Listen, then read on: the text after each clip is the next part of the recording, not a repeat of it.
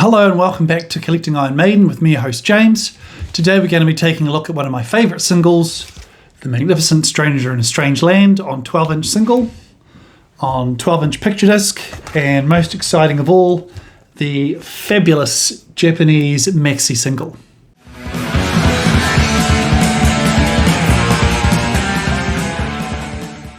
Okay, Stranger in a Strange Land, let's take a look. First of all, at the magnificent Japanese mini EP, or as they call it, maxi single. Obviously, we have the Japanese obi strip on the side here, which is a separate little slip sheet that moves around if you want to. Here we've got Iron Maiden. Here it says Stranger in a Strange Land. Stranger in a Strange Land, obviously. Up the top here, it says bonus, yay, or yay bonus actually. Talks about how it is an etched disc, which is cool. Down here in this yellow section, it talks about it being a mini LP and saying a warm welcome for Iron Maiden's visit to Japan, which is a very nice sentiment and very Japanese. On the reverse side, we have the back of the obi. This is just a copyright statement. Please don't make illegal copies, not for broadcast, that kind of thing. And some tour dates for the 1987 Summer on Tour escapade in Japan. So very cool on the outside. Something that will jump out to anyone who's got this in the non-Japanese version is the extra tracks. So we have Stranger in a Strange Land, as you would expect, but we also have Juanita, we have Reach Out, we have Lost for Words, live from London, and we have The Sheriff of Huddersfield. So we have a very interesting mix of B-sides from Stranger in a Strange Land, B-sides from the Wasted Years single, and Lost for Words from the mythical side 4 from the Live After Death album. And it's missing That Girl, which is the normal second song on the Stranger in a Strange Land 12-inch single. So it's a little bit different. Inside, we have, if I can very carefully remove this, we have the lyrics in English and in Japanese, along with a little bit of a catalogue of the band's work so far on the right-hand side, discography. On the other side, we have a little profile written by one of the, what it says down here, one of the journalists for the Burn magazine, which was a major Japanese metal thing at the time. Up here, again, it's just talking about this is the maxi LP, warm welcome to Japan, yada, yada, yada. Over here, it gets very interesting. We see a reference to Bon Jovi. It's actually the author talking about Richie Sambora from Bon Jovi and how the author was surprised when he found out that Richie Sambora actually had a good singing voice. And he compares him to Adrian.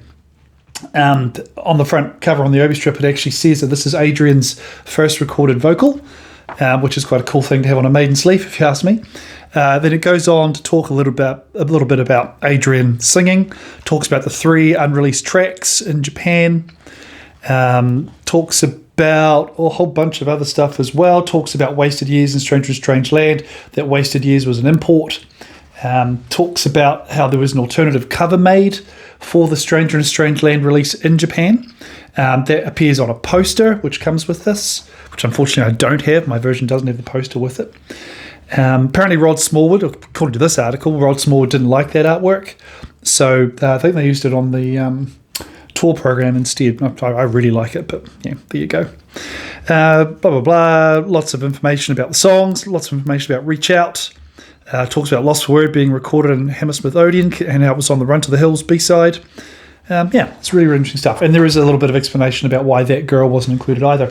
The other thing it mentions is it talks about how the disc itself is etched, which is the first time I've seen this technique used. Here's the disc itself. Take it out very carefully, and hopefully you can see the etching there around the outside. Iron Maiden, Summer on Tour, 87. It really is quite a magnificent item. It's quite hard to show in this light. Apologies. Hope you're getting the gist of that. Cool artwork in the middle, as always. Always love that image. And on the other side, same thing, the etching around the perimeter of the disc. Extremely cool. All right. Next, we have the fairly regular, in comparison, UK 12-inch single. Same artwork, obviously. On the back, we have That Girl, not featured on the Japanese version, and Juanita. And obviously we don't have the additional songs from the Japanese version. We've got a different background photo than the Japanese version had. Pretty standard disc itself, nothing too exciting there, just a normal 12-inch EP. Put that there, and finally we have the UK picture disc. My one actually came from the States. I always leave the stickers on these things because I think they tell their own story. Rock Cafe in somewhere called Battle Creek, MI, which I presume is Michigan, declares it to be an import. Again, we have our third different background photo here. If I whip this puppy out, it'll look better. You can see that from Rock Cafe, when it was purchased, it was $8.39, which sounds like a bargain to me. Really nice picture disc. The colours really pop on this. Very, very nice. So there we have it, Stranger in Strange Land. My plan is to get these two guys side by side in a frame, if I can find a nice one.